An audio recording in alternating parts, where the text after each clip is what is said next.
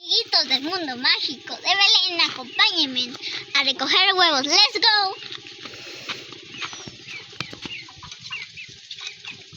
Este es nuestro humilde gallinero. Les presento a mis gallinas.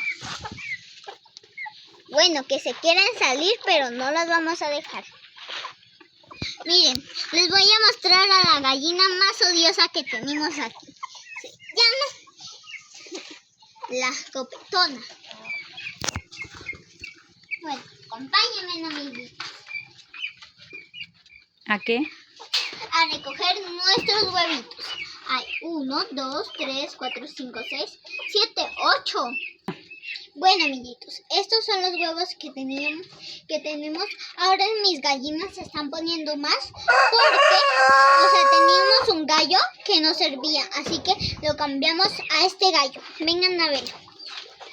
Entonces, este es el gallo, se llama Salomón.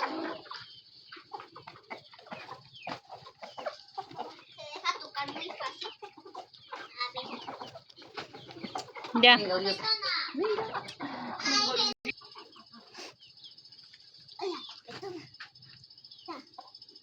Traiga la presenta. Mírenla, ella se llama la copetona. Vean. Bien, está bien copetoncita. Y es negra y bien odiosa. Usted viene aquí y le pica sus dedos, vea. Mire, hasta los lunares, vea. Mire. Ya, una vez. ¡Ay!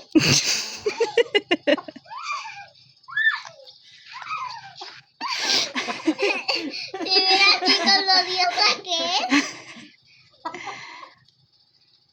Me va a tocar sacarme esto, si no, la copetona no me deja sobrevivir. Mírenla. Adiós, amiguitos.